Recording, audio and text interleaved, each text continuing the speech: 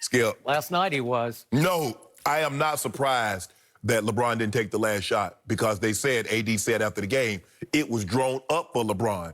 But Skip, here's the thing. If you see what they did, okay, Rondo's taking the ball out. He has 7-foot Jokic guarding him.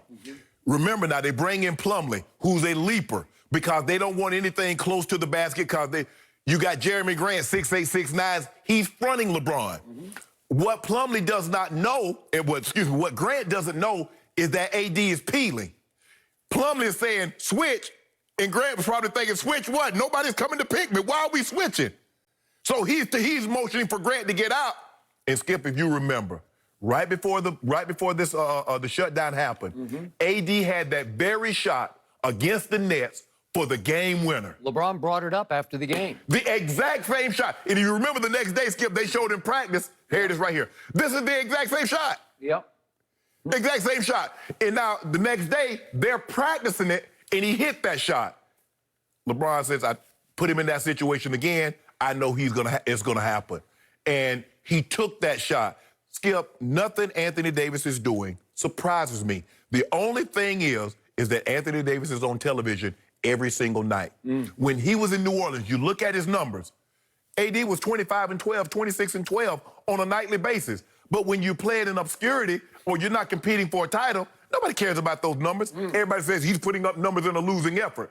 Now he's putting up those exact same numbers in winning efforts. AD has not changed. AD was always, he's a unicorn. Because, Skip, he can shoot the three.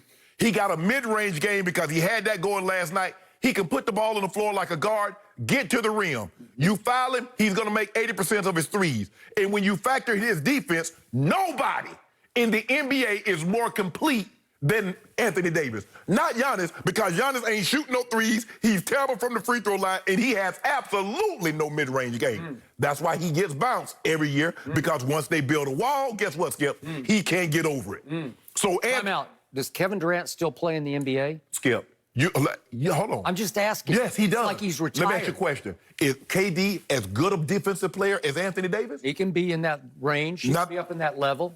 Anthony Davis, when you talked about wanting to win Defensive Player of the Year before. Oh, yeah. He should have won it. That guy right there should have won it, Skip. And so, Skip, when you think you draw up a play, and that's the great luxury to have, you draw up a play for one superstar, and they take that away from you, you have the other guy that can take the ball and go make shots. Now, what we heard all season, the reason why the Clippers are going to beat the Lakers is because they're mentally tough. They have more mentally tough guys than the Lakers have. What happened every time the Nuggets made their run at the Clippers? Skip, can you tell the people at home? They fold like a lawn banquet chair at the end of the night. 4 times they had the lead. 4 times the Nuggets walked them down. My guys had a 16-point lead. Jokic was making shot after shot after shot. My guys, he worried about this here. Anthony Davis said, yo, okay, we want to do this. We're going to go tit for tat. Okay, come do this. Jokic did his thing. Anthony Davis followed him up.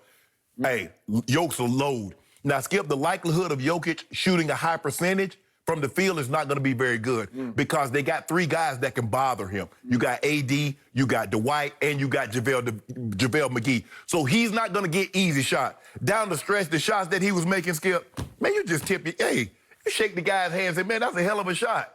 But they're contesting it. I'm not surprised AD made this shot. I'm not surprised LeBron didn't take it, but that's a great luxury to have. That's why we're going to win the title, because we have something nobody else. We got 2 legit, bona fide superstars.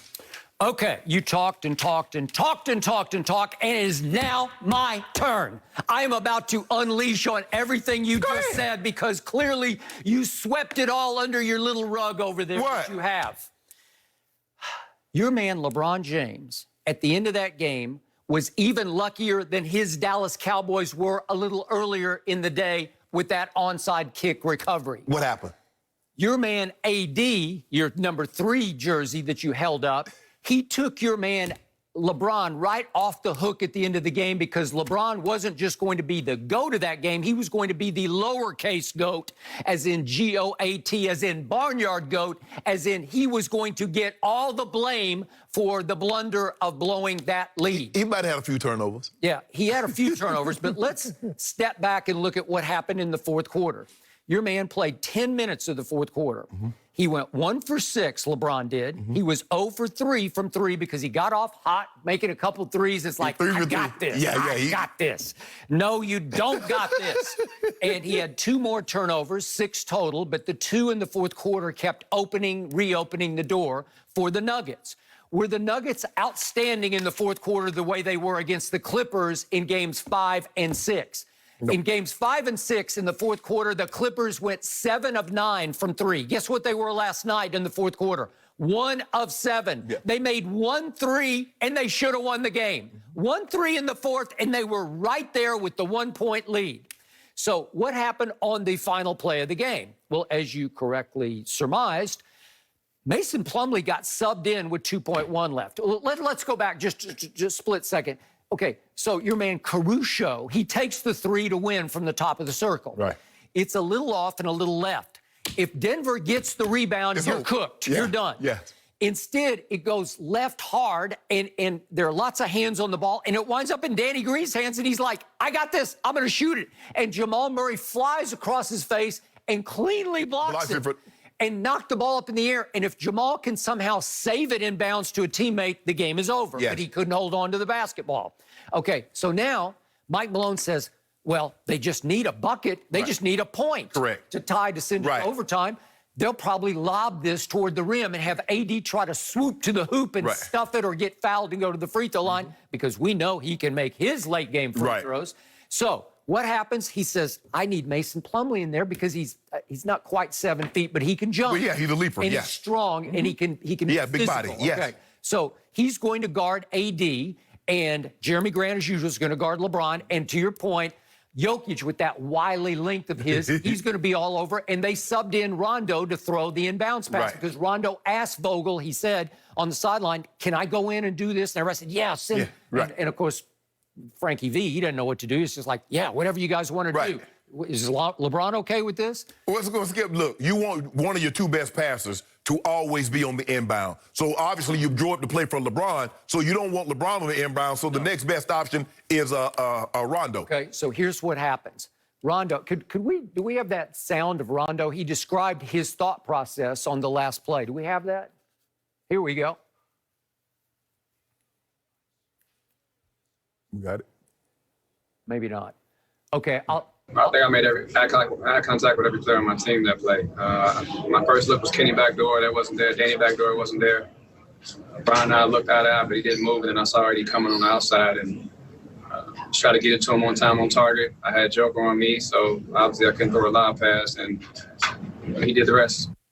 Okay, so he says, I locked eyes with all 4 of my teammates on the floor. You tried to go backdoor twice. When I looked at LeBron, he did not move. Right.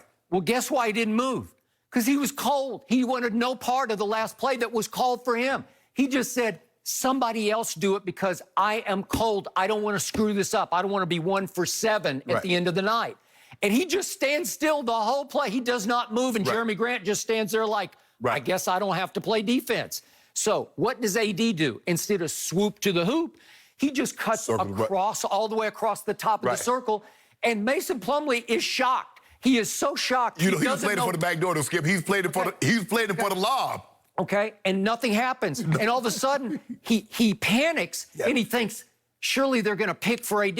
No, they're not going to pick for AD. No. He's the last option on the play. And he runs to Jeremy Grant like, you take him. And Jeremy Grant's looking at him like, there's no pick here. We're not picking. Jeremy Grant can't see Skip because he's locked eyes on, he's with LeBron. Right. He's fronting LeBron, so he don't know what's going on. No. There might be a vendor on the court selling popcorn at the back end. No. He doesn't know. You can't say go